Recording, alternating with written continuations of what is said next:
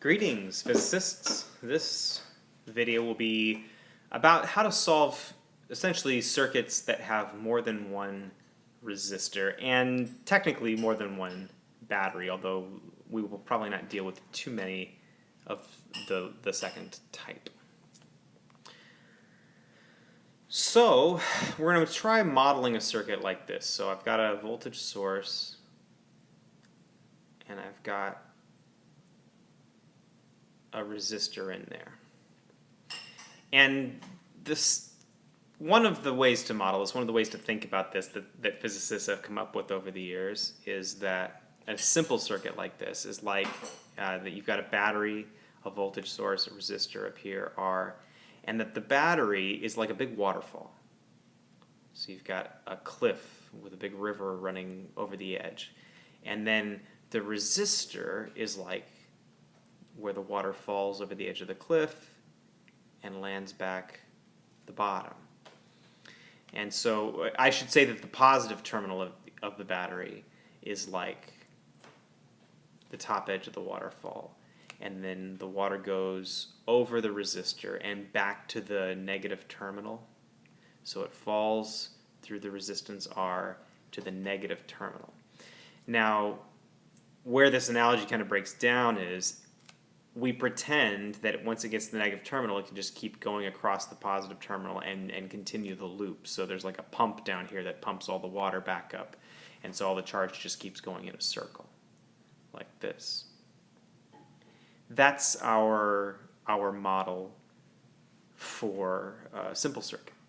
What we're going to do now is we're going to add some pieces in there and say that we've got a water. Well, let's first draw the circuit that I want to depict here.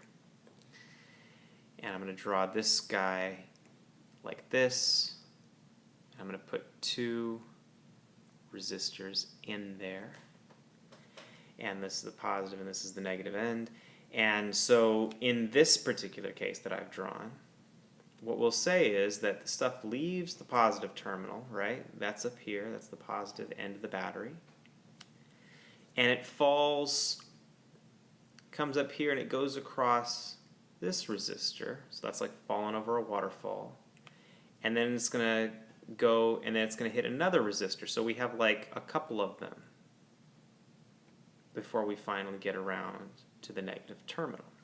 So the water is going over the first fall, over the second fall, and then once you get to the negative terminal, of course, there's the pump.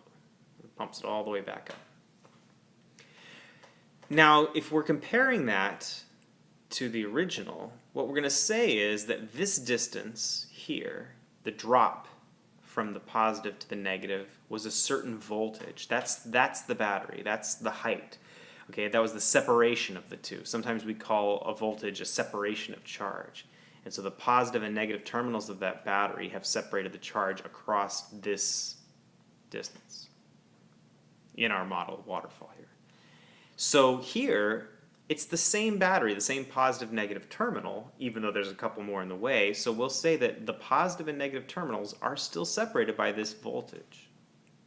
And so no matter how many resistors you place in the way here, it doesn't change how far away that positive and that negative are from each other.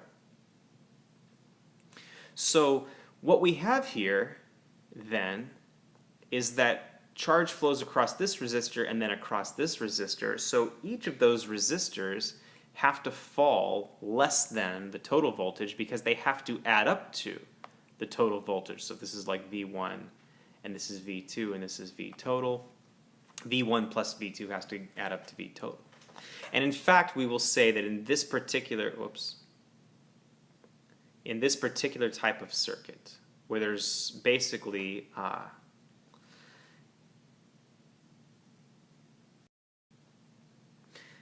in this particular type of circuit where you've got what I showed here, that the V1 and the V2 have to add up to the V total.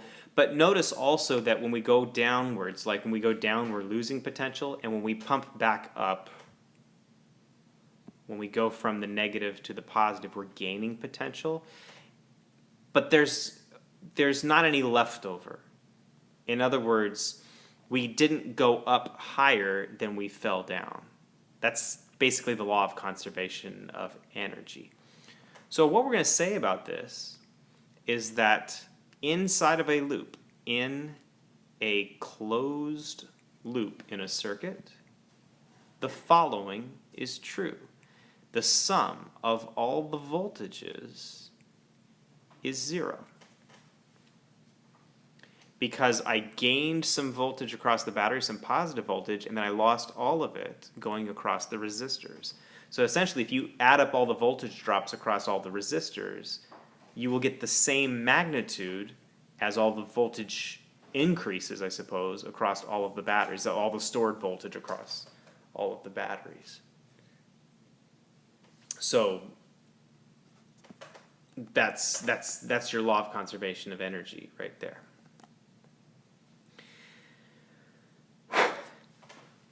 Now, that's best demonstrated by that series circuit that we had up there. Series circuit is just a bunch of resistors across a single loop. Now let's try drawing a different one. Let's try drawing here a parallel loop. And then we got a voltage V and a resistor. This one can be R1 and this one can be R2. And let's look what's happening, because we got the positive and the negative. So again, we're leaving the positive edge of the waterfall. So let's draw that down here. Positive side of the waterfall, which is high up. Well, here comes the water. Now it gets to this point here. There's a junction. And it has a choice. It can go here across this resistor, or it can go up here across this resistor. So let's follow the first path. If it goes across resistor 1, it comes here to this junction and goes back to that negative terminal. So I'm going to draw that. The negative terminal is down here somewhere. Here's the negative terminal. So it goes across resistor 1 and falls down here and then can be pumped back up to the top. But what about R2? Well, so R2 must mean that there's like if this is a really wide river here, just that kind of keeps going, then some of the water falls over the first resistor, and some of the water just kind of keeps going and falls over the second resistor, right? That's like going through the junction, but going through this side, and then coming back, but also ending up at the negative terminal. So let's look at that in terms of the total voltage. Well, the voltage separation was from the positive to the negative side, right? But no matter which resistor we fell over, we both fell that voltage. So we both have that same total voltage. Now, let's think about the current, the amount of water, because current is like charge flow, right? We're just making a comparison between particles of water and maybe particles of charge. So everything that left the terminal went up to here to this junction, and maybe some of the charges went across R1 and some of them went across R2. But we have to say that there's this law of conservation of charge, that we can't just create little charged particles out of nowhere. So let's say that 2 amps of current are approaching this junction. If 1.5 of those amps go upwards, then only half will be left to go rightwards. Or in other words, if 1.5 go to resistor 2, only half are left to go to resistor 1. And we can't violate that. So this has to do every time we get to a junction. And the rule is going to be this, that when you get to a junction for an electrical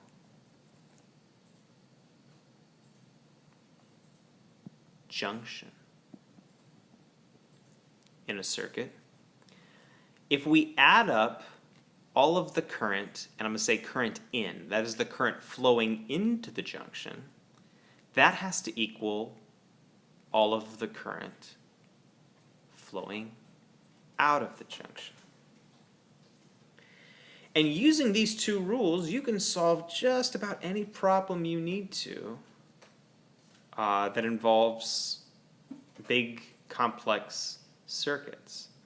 This is really the core of what we call direct current circuits. Circuits that involve something like a battery that has a positive and negative terminal to it. And even something like, let's say something that runs off a battery with very complex circuitry like your cell phone, if you were to open that up, you would see much, much more complex circuits than we've been, drawing up here, right? This is child's play compared to what's inside your cell phone. But even your cell phone operates off of both. The basic principle behind it is the loop rule and the junction rule. So to state them, and I'll write them together, we had the junction rule, which is the current in equals the current out, which I'm going to put in parentheses. That is the law of conservation